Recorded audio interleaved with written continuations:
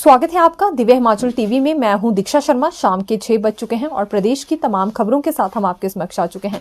कई latest updates आज इस बुलेटिन में हम आपके साथ साझा करने वाले हैं। देखिए, विशेष तौर से पेंडिंग रिजल्ट को लेकर बड़ी अपडेट आज हम आपके लिए लाए हैं। साथ ही साथ एक और कैबिनेट सब कमेटी से संबंधित जानकारी भी देंगे आज इस कैबिनेट सब कमेटी की, क्योंकि विधानसभा में मीटिंग हुई है।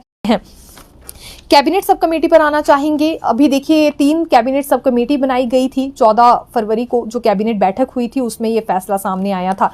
एक कैबिनेट सब कमेटी उन भवनों को लेकर भी बनाई गई है जो खाली पड़े हैं और जिन्हें इस्तेमाल किया जा सकता है। इसके अध्यक्ष मंत्री राजेंद्र धर्माणी हैं, माफी चाहेंगे राजेश धर्माणी हैं। मंत्री राजेश धर्माणी की ओर से ही आज ये मीटिंग ली गई है, क्योंकि ये इस कमेटी के अध्यक्ष हैं और विधानसभा में ही ये मीटिंग हुई है।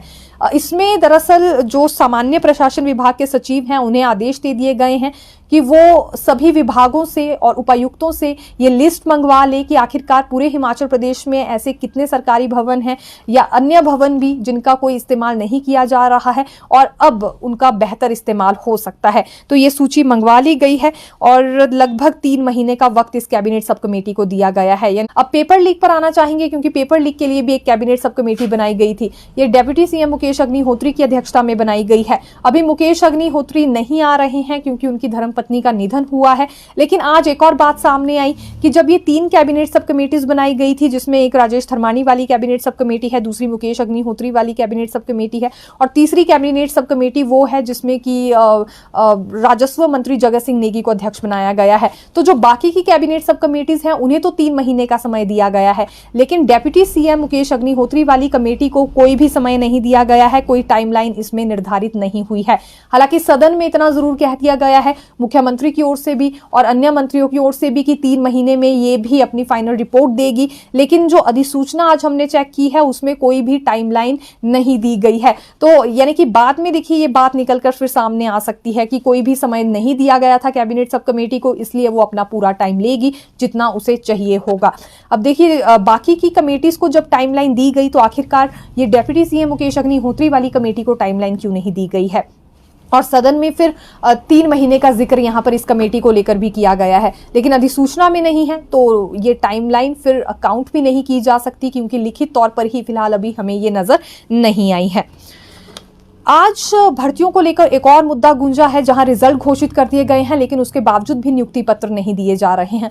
भाजपा विधायक रणधीर शर्मा की ओर से यह मसला उठाया गया एएमओ और वेटनरी फार्मासिस्ट का। आखिरकार इन्हें नियुक्ति पत्र क्यों नहीं दिए जा रहे हैं? जब लोक सेवा आयोग की ओर से रिजल्ट घोषित कर दिया गया तो फिर नियुक्ति भी अब इन्हें मिलनी चाहिए थी। ये बात आज रणधीर शर्मा ने कही। और अगर ये नियुक्ति पत्र इन्हें दे दिए जाते हैं तो तकरीबन 440 युवा ऐसे हैं जिन्हें अभी की अभी नौकरी मिल जाएगी। नया रोजगार देना तो दूर की बात है, लेकिन जहां लोक सेवा आयोग की ओर से रिजल्ट भी घोषित कर दिया गया है वहां भी नियुक्ति पत्र सौंपने में देरी कर रही है वर्तमान सरकार। यह आरोप आज रणधीर शर्मा की ओर से लगाया गया है।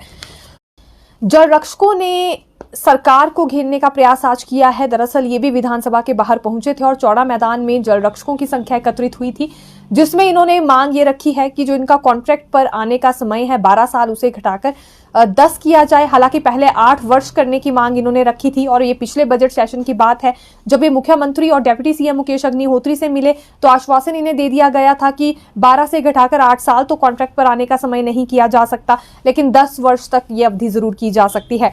तकरीबन 1 साल बीत गया है, दूसरा बजट सेशन अभी देखिए विधानसभा में चला है और अभी तक इस मांग पर कोई गौर नहीं हुआ, जिस वजह से आज ये भी विधानसभा का घेराव करने के लिए पहुंचे थे। हालांकि चौड़ा मैदान में ही इन्हें रोक दिया गया था, काफी संख्या इनकी आई थी। शिकायत इनकी ओर से यह भी की जा रही है कि इनके बीच के बहुत सारे ऐसे कर्मी जिन्होंने 12 साल भी अपने पूरे कर लिए हैं लेकिन उसके बावजूद भी कॉन्ट्रैक्ट पर उन्हें नहीं लिया जा रहा है, तो कम से कम उन्हें तो कॉन्ट्रैक्ट पर लिया जाए और इनके लिए भी अवधि कम होनी चाहिए। एक तरह से रेगुलर पॉलिसी अब इनके लिए भी बनाई जाए, ये मांग यहां जल रक्षकों की ओर से भी उठाई गई है।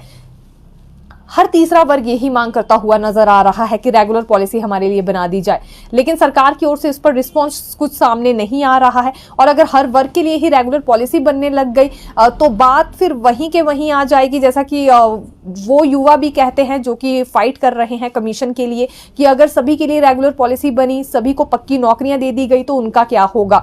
ऐसे में अगर इस संख्या को उसमें चाहे आउटसोर्स कर्मचारी हैं या फिर हम एसएमसीज की बात करें, जल रक्षकों की बात करें, कंप्यूटर शिक्षक जिन्हें आउटसोर्स पर रखा गया था, अगर इन तमाम वर्गों के लिए रेगुलर पॉलिसी बन जाती है तो सीधी सी बात होगी ये बिल्कुल वैसी ही सुविधाएं ले पाएंगे जैसे कि सरकारी कर्मचारी ले रहे हैं, यानी कि जो रेगुलर कर्मचारी हो जाया करते हैं। तो इनमें और फिर कमीशन फाइट करने वालों में या बैच वाइज भर्ती का इंतजार कर रहे जो युवा हैं उनमें क्या फर्क रह जाएगा, और उनके लिए भी फिर तो विभागों में स्थान नहीं बच पाएगा। इस तरह के तर्क वितर्क अभी देखिए इन दिनों सामने आ रहे हैं, और ये बात तभी से उठी है जब से कई वर्गों की ओर से रेगुलर पॉलिसी को लेकर मांग उठाई जा रही है। सचिवालय में भी फर्जी नौकरी का मामला सामने आया है। दरअसल लगभग 25 के करीब युवा हैं जिन्हें ठगा गया और फर्जी नियुक्ति पत्र इन्हें थमाए गए। ये सचिवालय में ही काम कर रहे कुछ कर्मचारी थे जिन्होंने इस पूरी घटना को अंजाम दिया है। इससे पहले भी इसमें गिरफ्तारी हुई थी और पिछले कल की जानकारी दे तो 5 और गिरफ्तारियां सामने आई हैं। हालांकि जो मुख्य आरोपी है इसमें वो परीक्षित आजाद बताया जा रहा है। ये किराए के मकान में विकास नगर रह रहा था और वहां जब छापा डाला गया तो तकरीबन फर्जी नियुक्ति पत्र 6 इसके घर से मिले हैं। इसके अतिरिक्त प्रिंटर, लैपटॉप, मोबाइल, लिफाफा और डायरी सहित अन्य दस्तावेज भी मिले हैं। हालांकि इन्हें कब्जे में ले लिया गया है। 5 जो गिरफ्तारियां हुई हैं उसमें यह बताया जा रहा है कि ये देर रात क्योंकि बुधवार को हुई है सोलन के बुधवार को हुई है। सोलन के 3 लोगों को गिरफ्तार किया गया है।